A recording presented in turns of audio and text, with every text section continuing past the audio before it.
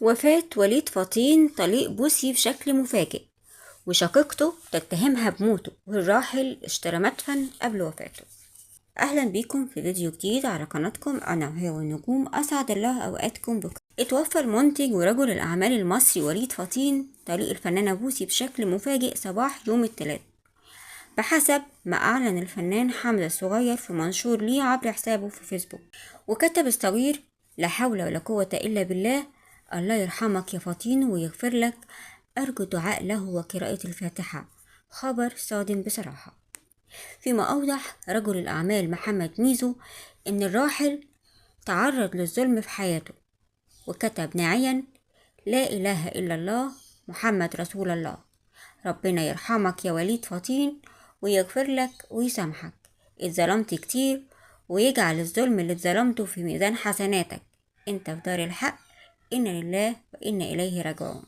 فيما اتهمت شقيقة المنتج ورجل الأعمال المصري الراحل وليد فطين طليقته المغنية بوسي بقتله، مشيرة إلى أن شقيقها مات قهرا بسبب ما فعلته معه الفنانة. وأضافت شقيقة وليد إن بوسي لفقت ليه تهما زورا من أجل الحصول على أمواله، هذا بجانب حبسها ليه. وتبعت في تصريحات لصحف محلية: بوسي هي اللي موتته، أخويا ما مسش بكورونا، هي السبب في تدميره، حسبي الله ونعم الوكيل فيها، حاولت كتير أبعدها عنه لكن معرفتش. كما أوضحت: لو بوسي كانت ادت له حقه من حق حفلة واحدة بتعملها كل سنة مرة، ما كانش اتقهر بسببها. وكشفت شقيقة وليد فطين إن شقيقها اشترى مدفن ليه في الفترة الأخيرة، وكأنه كان يشعر بقرب وفاته، طالبة من الجميع الدعاء له بالرحمة والمغفرة. ولفتت إلى أنه أوصى ذات مرة بأن يدفن بجانب والدته في السويس، وأن يكون قبره بشكل شرعي.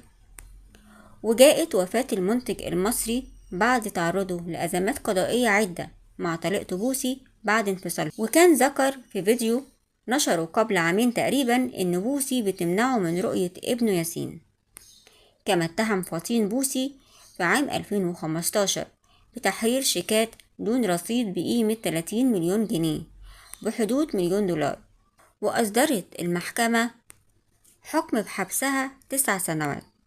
وحرر فطين بلاغ في حق زوج بوسي الحالي مصفف الشعر هشام ربيع، اتهموا هو و2 آخرين بالاستيلاء على إيصالات أمانة وشيكات بنكية تخصه تبلغ قيمتها 8 مليون جنيه مصري. وألقت الشرطة المصرية القبض على هشام ربيع أثناء وجوده بمنطقة التجمع الخامس قبل شهر تقريبا. كما استمعت نيابة المقطم الجزئية لأقوال الفنانة بوسي في الواقعة قبل أن تتحفظ على تسجيلات كاميرات المراقبة بمحيط البنك محل الواقعة. واتضح عقب استماع النيابة لشهادة المجني عليه وبوسي وشهادة الشهود توجه طليقها للبنك لإنهاء معاملة مالية مع زوجها، قبل أن يفاجأ بوجود 3 أشخاص استولوا على الشيكات رغما عنه وفروا هاربين. واعترف هشام ربيع و2 آخران شاركا في تنفيذ الواقعة بارتكابها بعد التحقيق معه. ربنا يرحمه ويغفر له ويجعل اللي شافه في ميزان حسناته، وربنا يصبر أهله على فراقه اللي جه فجأة ومحدش عارف ايه سبب. بكده نكون وصلنا لنهاية حلقتنا. أتمنى لو أول مرة بتشوفوا القناة شرفوني بالاشتراك في القناة وتفعيل الجرس على الكل عشان يوصلكوا إشعار بكل فيديو جديد.